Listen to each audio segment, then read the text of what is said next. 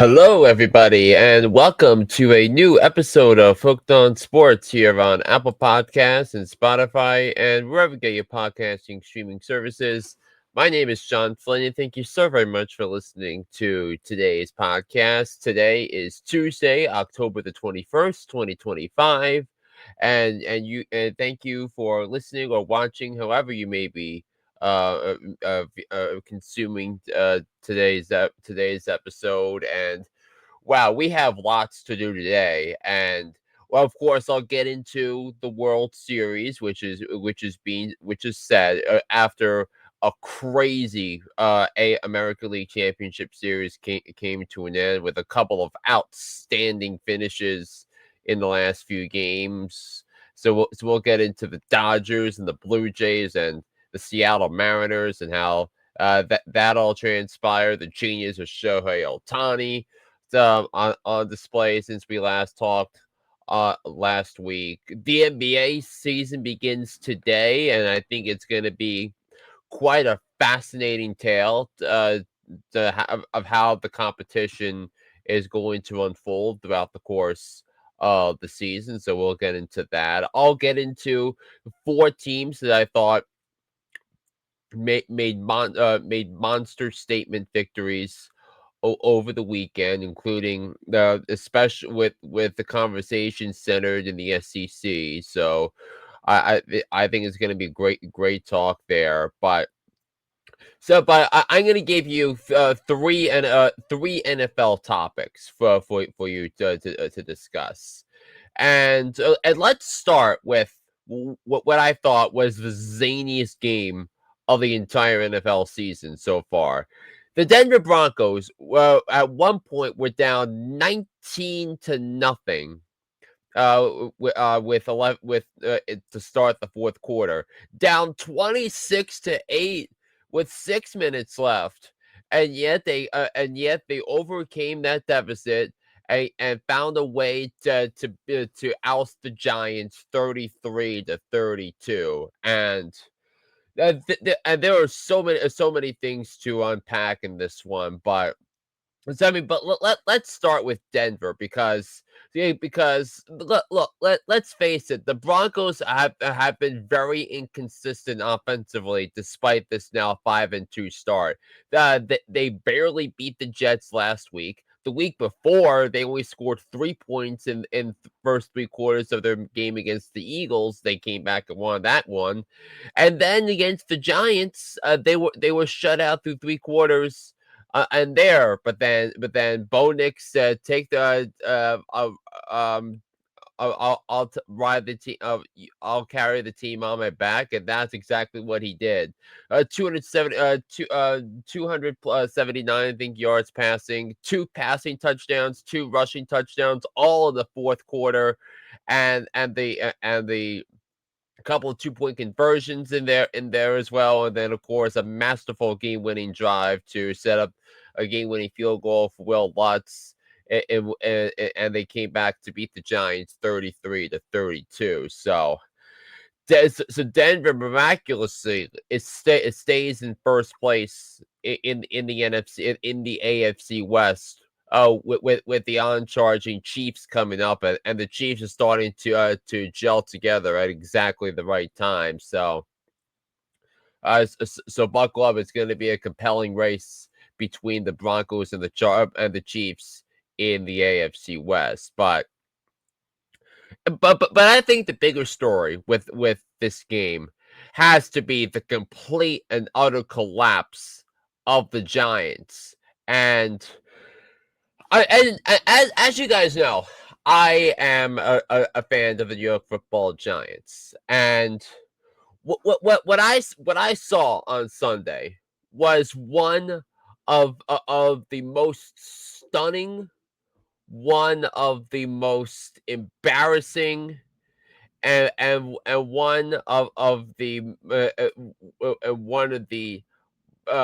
most disgraceful losses that a team could ever see. A total stunning collapse by the Giants.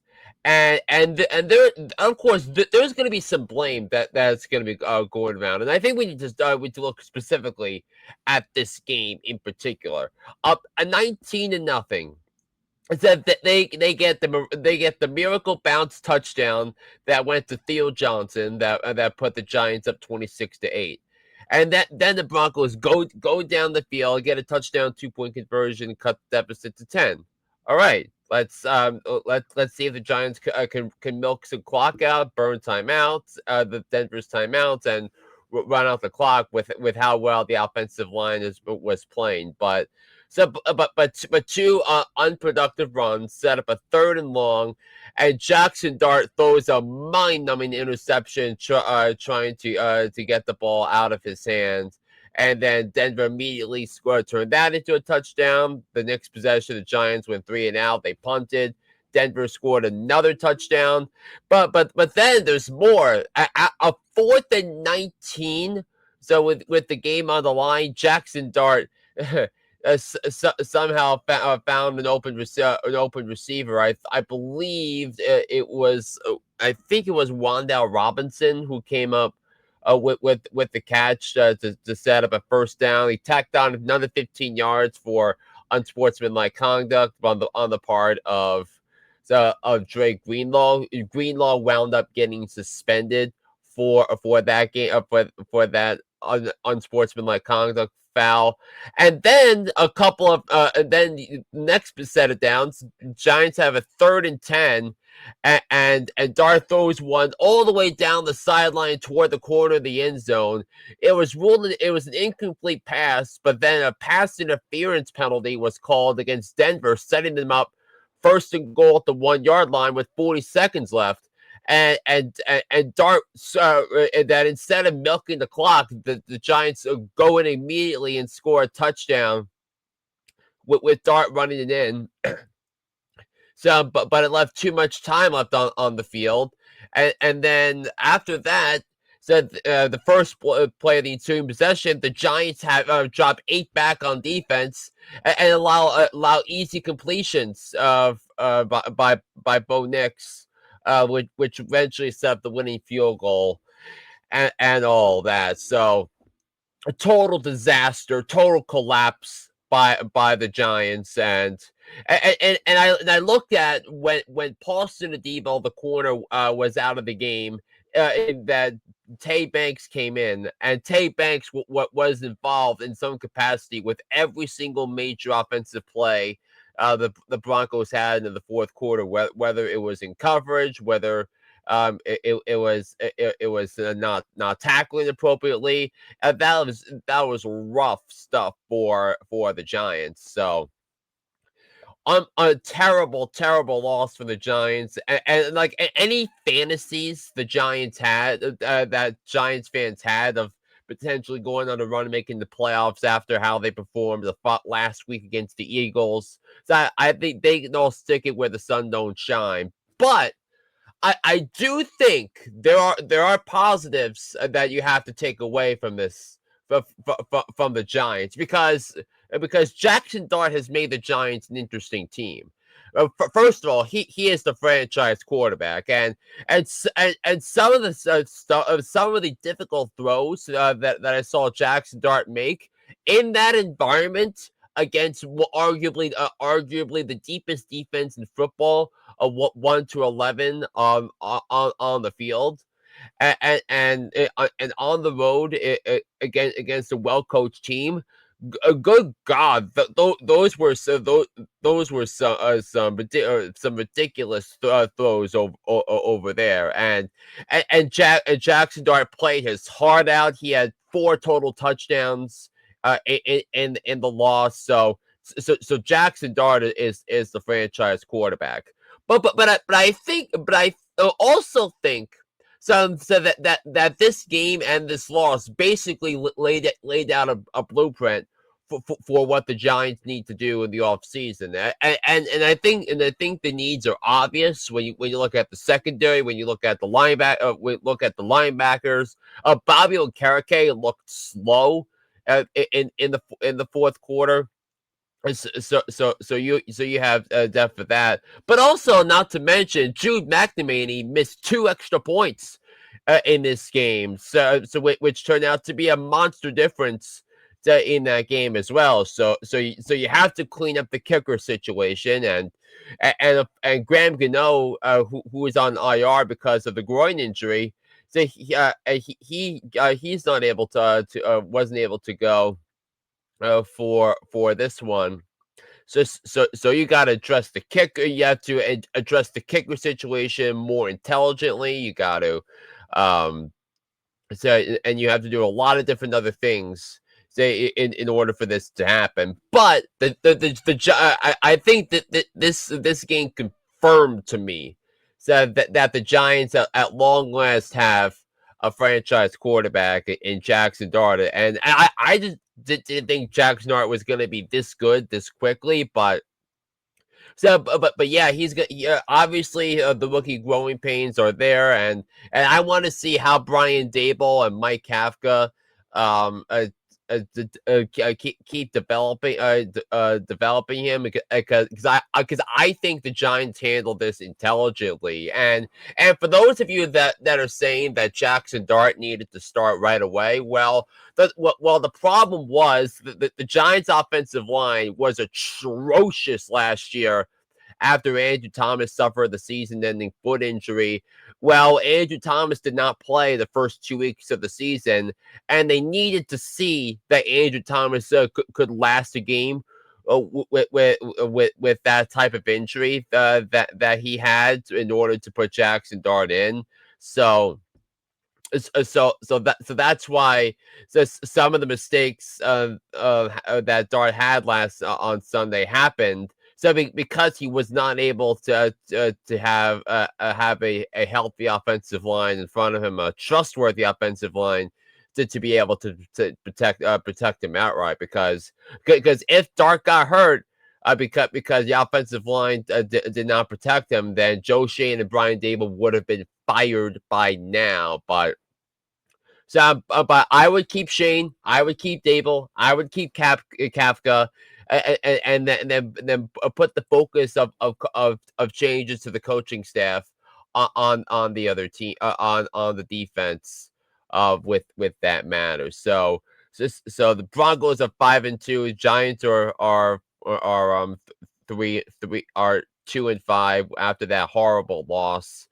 But somehow it gets worse in New York with the Jets dropping to 0-7 after a 13-6 loss at home to the Carolina Panthers, who had not won a road game yet this season. And Justin Fields got benched, and Tyrod Taylor wasn't able to do anything about it, and Aaron Glenn's press conferences have not been good all year, and I think you really need again. I established this potential this precept about a couple of weeks ago when I said Aaron Glenn could seriously be one and done, and frankly, he should be one and done because like some of the coaching decisions that he's made have been bad. I mean, look at the opening possession of that game. They had a 4th and 3 from the Carolina 33-yard line, fourth and 5 from that. I thought it said 4th and 3, but with that, so they had the chance to go up 3-0 with a 51-yard field goal, and they passed on it to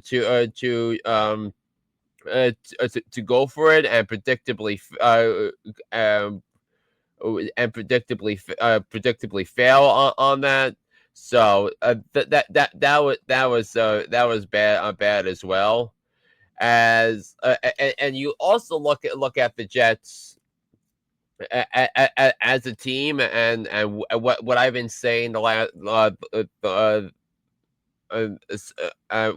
with things coming about here with the Jets, and um with these guys is just bad. And look, Justin Fields only provides some value if you have him on your fantasy teams, and even since week one, his I think it was a four touchdown, um, it's a four touchdown performance, and in what was a loss to the Steelers, um um with that. So again, the Jets are 0-7, and Aaron Glenn was not the answer. I did not like the hire. Um, and it was just a totally unacceptable loss by the Jets. And with the effort that they've been showing all year. And speaking of disasters, how about the Miami Dolphins? Because they dropped to 1-6 with a 31-6 loss to the Cleveland Browns, and the Tua Tagovailoa was just atrocious. He threw three interceptions. They threw for 100 yards, and the Browns really did not have to do much offensively to win. They got a couple of rushing TDs from Quinshawn Junkins on the afternoon as the Browns improved to 2-5.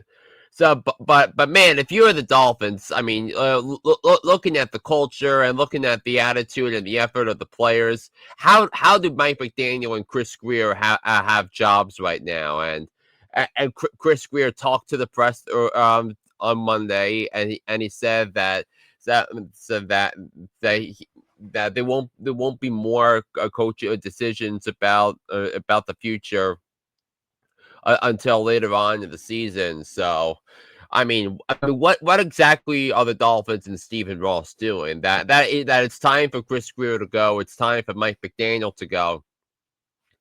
And with all that being able to um with that them being able to function in Miami from that perspective. It's just gotten so bad, and it's really really not an untenable situation down there in Miami. So that's bad stuff going on there. So some other notes from week 7 in the NFL. The Indianapolis Colts look like an offensive juggernaut. I think the Colts have the most complete offense in the NFL. We look at the running back, offensive line elite, depth at the receiver position, tight ends, Tyler Warren, Daniel Jones additions. It's all fitting in so nicely for Shane Steichen in Indianapolis, and you got to really start thinking of the Colts as a serious contender to go to the Super Bowl representing the AFC. That they're now 6-1 on the season, that is the best record in the NFL after the Bucks lost to the Lions on Monday night. I told you the Bucks we're gonna take a step back this week.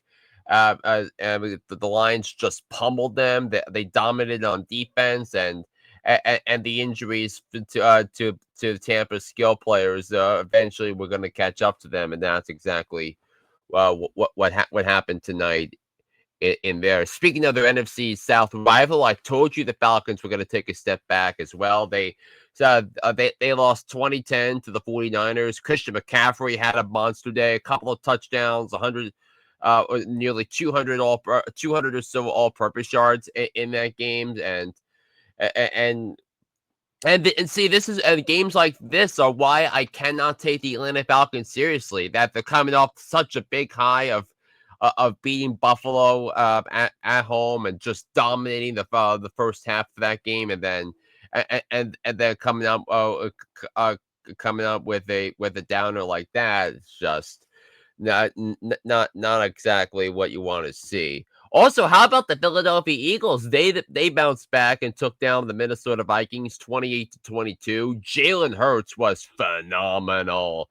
19 of 23, 300 plus yards passing, 3 touchdowns, 158.3 passer rating based on what I saw on the stat sheet. And this was despite a day where he had minus 10 rushing yards, which is not a day for him. And the Eagles had were surprisingly not running the football the way I thought they were going to, but it didn't matter in the end because they finally got the ball to AJ Brown in that game. 4 catches, 121 yards, and a touchdown in that game. So credit the Eagles for a much needed bounce back victory after everyone thought the sky was going to fall upon on them after the loss to the Giants at MetLife Stadium a couple of weeks ago. So you look at that. The Cowboys doubled up the Commanders. So that was fun. Seattle improved to 5-2 after beating the Texans on Monday Night Football, a late night Monday Night Football in Seattle, and then the Bengals had the shocking performance of the weekend. They beat the Steelers. Joe Flacco was so fantastic in his first home start for Cincinnati, and Jamar Chase was unbelievable. 16 catches, 161 yards, and a touchdown in that game. A great way to offset the 4 touchdown passes that Aaron Rodgers threw in that game. That was a terrific game as well. But about a lot of fun stuff going on around the NFL. So it's gonna be all sorts of awesome. And as great as good a performance from the Seattle Seahawks today, it was just a devastating loss of epic proportions. If you are a fan, if for the Mariners, I mean, it was a weird environment for the Seattle sports fan today because in a city that loves its Seahawks and loves the way loves how the Seahawks are playing, that nobody cared that much about the Seahawks tonight because it was all about the Seattle Mariners. And if you are a Mariners fan, waking up to this because this episode is published at 6 a.m. On Tuesday East Coast time, so that means it's 2 a.m. As I'm recording this, but. So that has to be one of the most devastating losses you'll ever see in your lifetime, because Seattle had it. It was right there. They were 8 outs away from going to the World Series for the first time ever. They were the only of the team of the 30 in baseball that has not won a pennant in any capacity. And the dream season for the Mariners, where Cal Raleigh had 60 home runs in the regular season, had added 5 more in the playoffs, including one in a game 7. Everything was there, but then the Blue Jays came back in the 7th. Dan Wilson calling on Bizzardo in the 7th instead of Andres Munoz.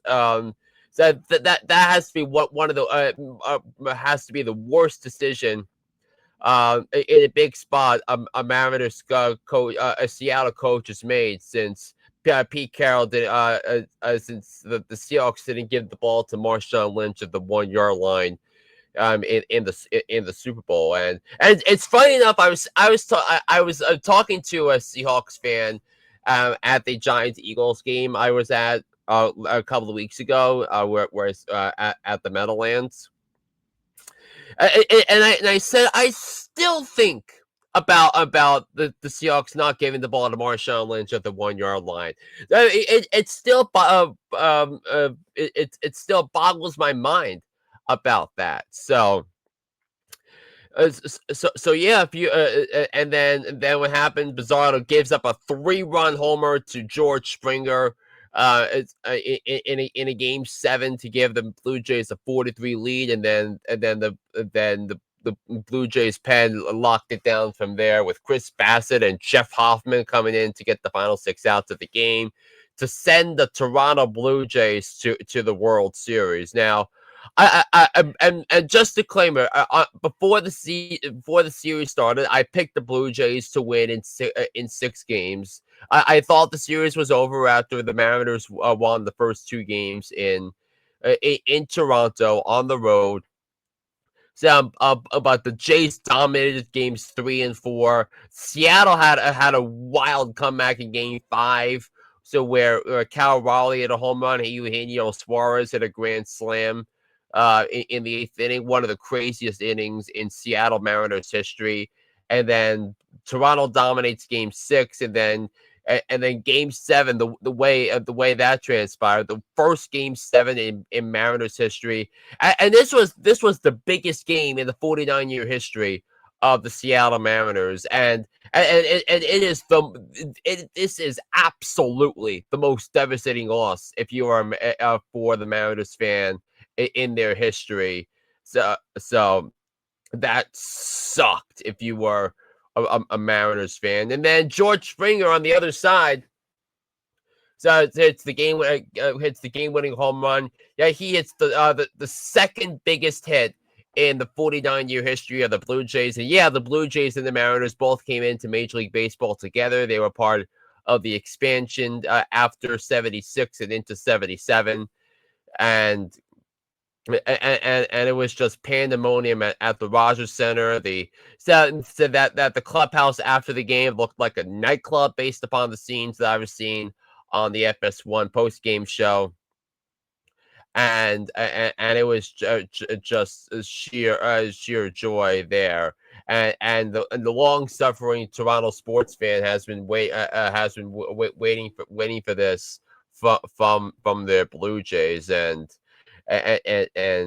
with all that. But the reason why I did not think Seattle was going to hold up after seeing Toronto win those games 3 and 4 was that Seattle's, as great a season as they had, with the home runs, with getting Suarez and Julio and Suarez, Eugenio Suarez, that they were just too top heavy. That they were not executing at the level they needed to execute, offensively in the playoffs, in the ALCS to get to end their World Series drought. So Seattle's gonna have to make adjustments in terms of their other non-role player and non-core players in the lineup if they want to compete again. And the thing is, I don't know if Seattle's gonna get back. I don't know if this iteration of the Seattle Mariners is gonna get back to the ALCS. So it's gonna be a tricky off season for Jerry Dipoto in Seattle, but now this sets the stage for the Blue Jays to play the Dodgers in the World Series. The Dodgers swept Milwaukee in 4 games, capped by arguably the greatest individual performance you'll ever see. Shohei Ohtani got the ball for Game 4 with the Dodgers needing just a 1 win from going to the World Series, and he dominated both on the mound, 6 scoreless innings, 10 strikeouts, and then at the plate he hit 3 tape measure bombs, all with exit velos of 114 miles an hour or greater, and traveled no less than 425 feet, all 3 of them, to lift the Dodgers into the World Series. And of course, of course, the Shohei Ohtani was named ALCS MVP, and it's and that matchup is going to be insane coming up against Vlad Jr. and the Toronto Blue Jays. Vlad Jr. won the ALCS MVP with the series that he had and the postseason that he's had. So it's going to be tremendous theater. So I reserve the right to adjust my World Series pick on Twitter and on Instagram. You can follow me on Twitter, by the way, at JohnFlynn97 and on Instagram at JFlizzy. But I'm going to pick the Dodgers to win the series in 6 games. I just think the Dodgers have a better roster than Toronto's. I think the Dodgers pitching situation is exactly what they want it to be. So it's going to be a lot of fun. And also think about this World Series being an international ratings bonanza because you not only have that the American baseball fan who might be hate watching the Dodgers and supporting the Blue Jays. You also have the crowd from the Caribbean that's going to be supporting the players that came from those countries. You got and then you also got the crowd from Japan that's going to support the Shohei Ohtani and Yoshinobu Yamamoto. So this is going to be an international ratings bonanza, this World Series, and I can't wait for it to start coming up on Friday. Game 1 is in Toronto, so it's going to be incredible stuff over there. And today the NBA season starts, and I am very much excited about this one. I think it's going to be a superb theater around the season, and it's going to be a lot of interesting dynamics, interesting storylines about that. But I think that the most interesting storyline from the Eastern Conference is going to be whether or not the coaching change the Knicks may go moving on from Tom Thibodeau and bringing in Mike Brown. If that's going to be the difference, and improved roster depth as well, because the Knicks brought in a couple of key pieces that I think could be useful for them if they want to get to the NBA Finals, something that they didn't have last year when they lost to Tyrese Halliburton and the Indiana Pacers in the Eastern Conference Finals. So, and given the structure of the Eastern Conference, you got Jason Tatum that's going to be hurt out most of the year. Tyrese Halliburton's out for the year with Achilles injuries that they suffered in the playoffs, and and boy, oh boy, it's going to be going to be a disappointment if the Knicks don't at least make it to the Eastern Conference Finals.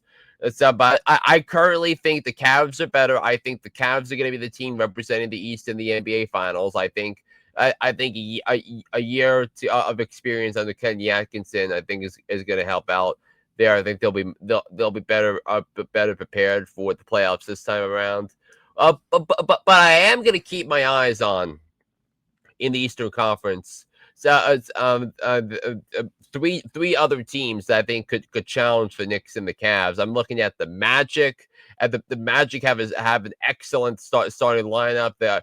They traded 4 first-round picks for Desmond Bane, who I think has the opportunity to be an outstanding piece for the Magic in their quest to get out of purgatory and be relevant. I'm also looking at the Pistons because the Pistons last year gave the Knicks a run for their money in the first round of the playoffs.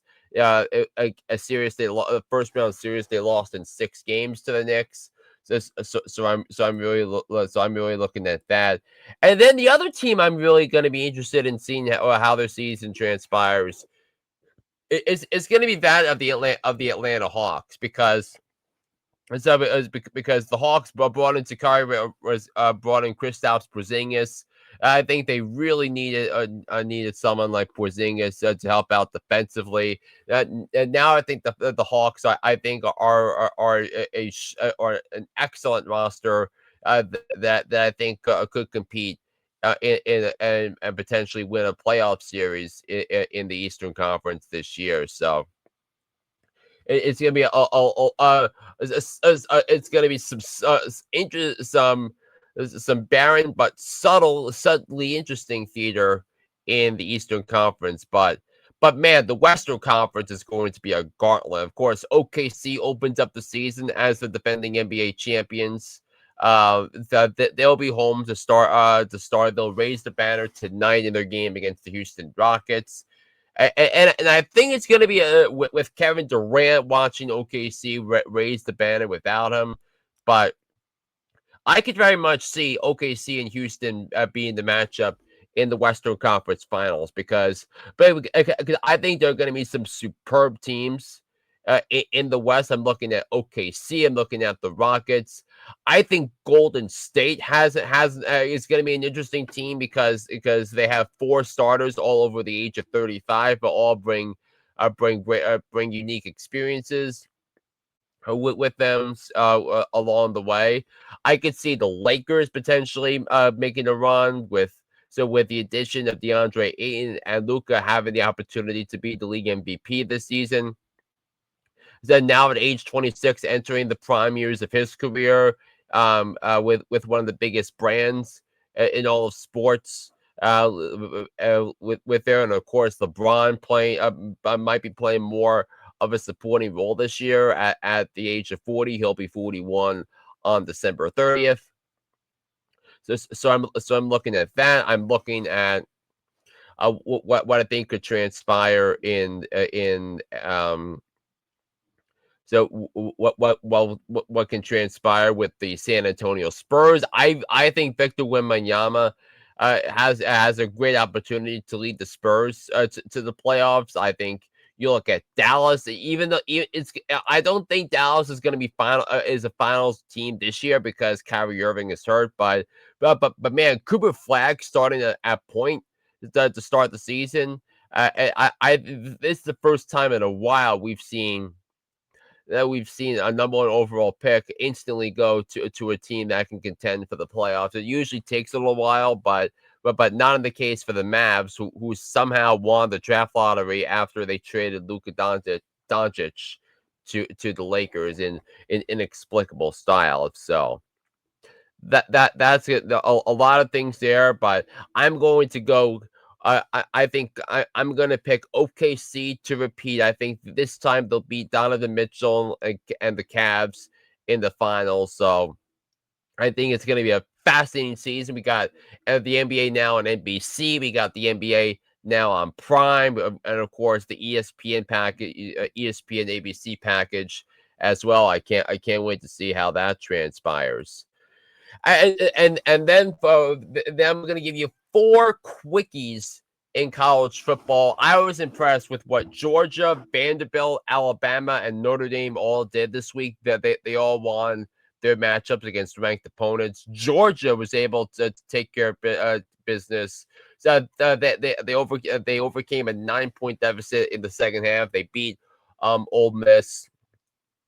And Gunnar Stockton was superb in the second half, and the defense made some plays as well. So Georgia, that's a big win for Georgia, both now and going forward, because this is a recruiting opportunity for them. How about Vanderbilt? They knocked off LSU last on Saturday with a tremendous victory on their end, and I'm very happy for the fans in Vanderbilt, who will now be hosts to College Game Day this week. A big matchup against Mizzou, number 15 against number 10, I believe, if I saw the poll correctly, over there. How about Alabama? Alabama over the last since the disaster against Florida State, so they've reeled off six straight wins, and the Tennessee game against Tennessee was impressive. Is that the Tyler Simpson is turning into one of the best quarterbacks in college football. So that pick six in the second half was huge in Bama's victory, and that was some great stuff there. And then how about what Notre Dame did against USC on Saturday? That was impressive. The said that the rushing offense, the offensive line, what they did with Jadarian Price and Jeremiah Love, what they were able to do, and CJ Carr making some throws as well. It was a little back and forth. More so than you would have liked it in a game where Notre Dame was favored by 10.5 points, but they got the job done, and they made some important plays on defense to get the job done late. So those are my four big things that I took away from fantasy from the NFL this from college football this week. So that'll do it for this edition of Hooked on Sports. Thank you so very much for listening to this podcast, and I'll be back with you. I should be back with you on Thursday uh to, to dial up Week 8 of the National Football League. So until then, this is John Flynn saying so long. I'll be back here on the podcast on Thursday. Have a good rest of the week, everybody. So long.